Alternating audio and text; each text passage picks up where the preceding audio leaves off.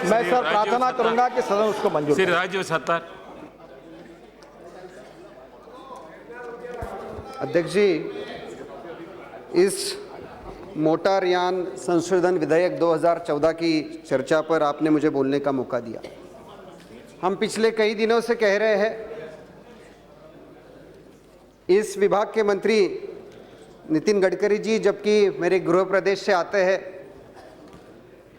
बड़े प्रभावशाली नेता है, लेकिन हम पिछले कई दिनों से जो कह रहे हैं कि ये यू टर्न की सरकार है। जो बातें ये कहते हैं, ये सरकार जो बातें कहती है वो बातों से मुकर जाती है, और इसीलिए जब ये विधेयक चर्चा के लिए अब आ रहा है, इसमें अभी मंत्री जी ने कहा कि कुछ ड्राइविंग लाइसेंस में चेंज हम इसमें करना चाह रहे हैं। 1 साल की जो इसमें कहीं ना कहीं क्राइटेरिया रखा है उसमें हम बदलना चाह रहे हैं, और रोजगार और कल्याण के लिए ये बिल हमने लाया है। मेरा मंत्री जी से आपके माध्यम से ये सवाल है कि ये बात तो 2-3-4 महीने पहले भी आपको पता थी। 7 जुलाई से पार्लियामेंट का सत्र था, 14 जुलाई तक सत्र चला, तो अगर अर्जेंसी थी तो 7 जुलाई से 14 जुलाई के बीच में ये बिल आप क्यों नहीं लाए? 2-3 महीने में दिल्ली की इलेक्शन है और आप चुनावी भाषण इसके माध्यम से करना चाहते हैं, और शायद इसलिए आपने ये बिल लाया, ऐसा मुझे लगता है। मैं मंत्री जी का 17 जुलाई का भाषण जो यूट्यूब पर है, आप सब भी देख सकते हो। मंत्री जी ने दिल्ली में बड़ी रैली की थी और रैली में उन्होंने आश्वस्त किया था। उस रैली में गडकरी जी ने कहा था कि हमारी सरकार सचिवों के सलाह पर नहीं चलती, हमारी सरकार सेक्रेटरीज के सलाह पर नहीं चलती है, हमारी सरकार मंत्री चलाते हैं। मंत्री जी ने इस बात के बारे में कहा था, और उन्होंने कहा था कि जो 0.65 वैट की बैटरी लगेगी, हम इसको मोटर यान अधिनियम से बाहर रखेंगे। आरटीओ और पुलिस इनको परेशान नहीं करेगी, कोई चालान इनके बारे में नहीं जारी किया जाएगा। इन ई रिक्शाओं को रजिस्ट्रेशन के लिए राज्य सरकार के पास, केंद्र सरकार के पास नहीं जाना पड़ेगा। कॉरपोरेशंस और छोटे शहरों में म्युनिसिपल काउंसिल इनका रजिस्ट्रेशन करेगी। इसमें आपने यही कहा था कि जो रिक्शा चलाएगा वही इसका मालिक होगा। हमें बड़ी खुशी होती थी कि मंत्री जी ने ये संशोधन लाया है, इससे लोगों को रोजगार मिलेगा, लेकिन ये बाकी संशोधन भी इस बिल के साथ अगर मंत्री जी लाते तो उसमें हमें बड़ी खुशी होती। जब मंत्री जी ने बीच में पेपर में भी कहा था कि उन्होंने प्रधानमंत्री जी को चिट्ठी लिखी है, उन्होंने वित्त मंत्री को चिट्ठी लिखी है, और क्या चिट्ठी में कहा है कि जो ई रिक्शा चलाएंगे उनको 3% से हम कर्जा देंगे, जो ई रिक्शा लेंगे उनको 3% से कर्जा मिलेगा। मेरा मंत्री जी से ये आग्रह है और पूछना चाहूंगा कि क्या प्रधानमंत्री जी ने गरीबों की बात सुनी? वित्त मंत्री जी ने गरीबों की बात सुनी? अगर सुनी है तो 3% से क्या आप इनको कर्जा देने के लिए जा रहे हैं? आपने ये भी कहा था कि ये जो ई रिक्शा लेंगे उनको गारंटी नहीं लगेगी, जिसको ई रिक्शा चाहिए उसको गारंटी नहीं लगेगी, बैंक उसको तुरंत दे देगा। क्या बैंकों को वो सर्कुलर फाइनेंस डिपार्टमेंट में जारी किया? क्या 3% ब्याज वाला सर्कुलर फाइनेंस डिपार्टमेंट से जारी हुआ क्या? इसके बारे में भी हमें जानकारी चाहिए, क्योंकि जब ई रिक्शा की आप बात कर रहे हो, 2 लाख 1 लाख लोगों को रोजगार की बात कर रहे हो, देश में 1 करोड़ 2 करोड़ लोगों के लिए मदद की बात आप कर रहे हो, तब जो आपने कहा था 3 महीने पहले, 4 महीने जो पहले आपने कहा था, क्या उसके बारे में आपने कोई यहाँ पर प्रावधान किया है क्या? अगर प्रावधान किया है तो उसके बारे में आज यहाँ पर आप डिक्लेयर कीजिए।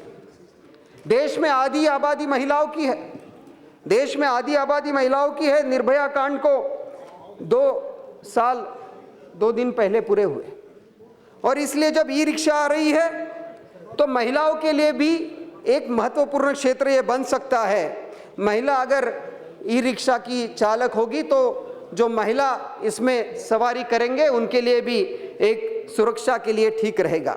इसलिए क्या महिलाओं को ई रिक्शा चलाने के लिए प्रोत्साहन की नीति सरकार बनाना चाहती है? अगर बनाना चाहती है तो क्या उसके बारे में डिक्लेरेशन सरकार करने जा रही है? इसके बारे में इस बिल में कहीं भी कुछ लिखा नहीं है। रजिस्ट्रेशन के बारे में इस बिल में कहीं भी कुछ लिखा नहीं है। और इसीलिए मेरा आपसे, आपके माध्यम से सरकार से आग्रह होगा कि महिलाओं के लिए आपको सरकार ब्याज मुक्त ऋण देने पर भी सरकार ने इस बारे में डिक्लेरेशन करना चाहिए। आपने अभी दिल्ली हाई कोर्ट के डिसीजंस के बारे में बात की। दिल्ली हाई कोर्ट ने कहा था कि आपको अगस्त 14 तक इसके बारे में डिसीजन लेना है। अगर अगस्त 14 तक आपको डिसीजन लेना था, ये आपको पहले से पता था। 2 अगस्त पर राज्यसभा टीवी पर आपके स्पोक्स पर्सन आकर कहते हैं कि हम 14 अगस्त के पहले इसमें डिसीजन लेंगे, 14 अगस्त के पहले इसमें लीगल मामले दूर होंगे।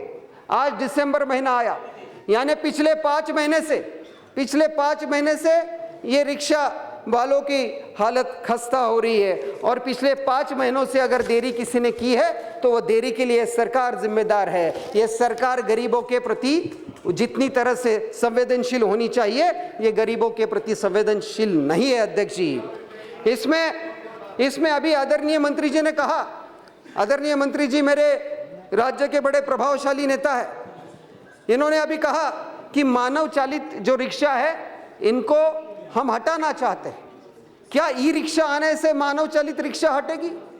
ई रिक्शा आने से मानव चालित रिक्शा पूरी तरह से हटेगी नहीं, साइकिल रिक्शा पूरी तरह से हटेगी नहीं। उसके लिए क्या प्रोत्साहन की नीति आपने बनाई है? क्या पुराने रिक्शे के बदले आप कोई सब्सिडी उसमें देना चाह रहे हो? उनकी आय स्तर बढ़ाने के लिए कोई पहल आप कर रहे हो? ई रिक्शा तो आ जाएगी, ई रिक्शा तो आएगी, लेकिन जो साइकिल रिक्शा है वो साइकिल रिक्शा क्या इससे कम होगी? क्या साइकिल, देश में 2 करोड़ के आसपास का ये फिगर है। सिर्फ ई रिक्शा आने से साइकिल रिक्शा हटेगी नहीं, क्योंकि जो आदमी हर रोज के काम पर अपनी कहीं ना कहीं रोटी कमाता है, उसके लिए तो ई रिक्शा आने से कोई हल उसमें नहीं होगा। आदरणीय मंत्री जी ने अभी टेरी के बारे में बात की। उन्होंने कहा कि टेरी को हमने सर्वे करने के लिए कहा। टेरी का ही रिपोर्ट हाईकोर्ट ने साइट किया है। और टेरी का रिपोर्ट क्या कह रहा है? हाईकोर्ट ने कहा the e rickshaws tested did not meet criteria for exemption under the CMV rules and the components and the process used in the manufacturing of the e-rickshaws are not standardized. Observing the Terry report, the bench added, unregulated growth of e-rickshaws in such huge numbers raises concerns related to the safety and security of the passengers. It is strongly felt e-rickshaws should be regulated to ensure safety and security of the passengers. तो इस bill में passengers की safety और security के बारे में अध्यक्ष जी कोई दूर दूर तक यहाँ पर मेंशन भी नहीं किया गया है। सिर्फ ड्राइविंग लाइसेंस के बारे में यहाँ पर बदलाव इन्होंने किया है। क्या आपके ई रिक्शास को GPS टेक्नोलॉजी से आप जोड़ना चाह रहे हो? क्या जो ई रिक्शा चलेंगे उनमें यात्रियों का शोषण नहीं होगा, उनमें किरायों में मनमानी नहीं होगी? इसके बारे में इसमें कोई मेंशन नहीं है। जो रिक्शा चालक इसको चलाएगा वो उसके लिए जीवन बीमा के बारे में इसमें कोई मेंशन नहीं है। और सबसे बड़ी बात, इसका एक्सपायरी जो है, इसके एक्सपायरी के बारे में, और जो इलेक्ट्रॉनिक कचरा आने वाले समय में तैयार होगा, इसके बारे में कोई स्पष्ट नीति सरकार के पास नहीं है। आज मंत्री जी ने जो उबेर कैब के बारे में जो बात कही, मैं उनका अभिनंदन करना चाहूँगा कि उन्होंने ताकत से बात कही। उनको मैं कहना चाहूँगा कि बड़ी अच्छी बात आपने कही, लेकिन मंत्री जी का हम इसलिए और अभिनंदन कर सकते थे कि उबेर कैब के बारे में भी कैब रेगुलेशंस आने वाले समय में आपने लाने के दिशा में काम करना चाहिए, क्योंकि सिर्फ ये छोटा सा अमेंडमेंट लाकर ये मामला हल होने वाला नहीं है। और मंत्री जी को मेरा ये कहना है आपके माध्यम से कि ये जो बिल लाया है सिर्फ दिल्ली के चुनाव को सामने रखते हुए आपने बिल लाया है। ये दिल्ली के लिए आपका चुनावी भाषण के रूप में आप इसका इस्तेमाल करना चाह रहे हो, इसलिए ये बिल स्टैंडिंग कमेटी की तरफ रेफर किया जाए, ये मेरी मांग है। बहुत बहुत धन्यवाद।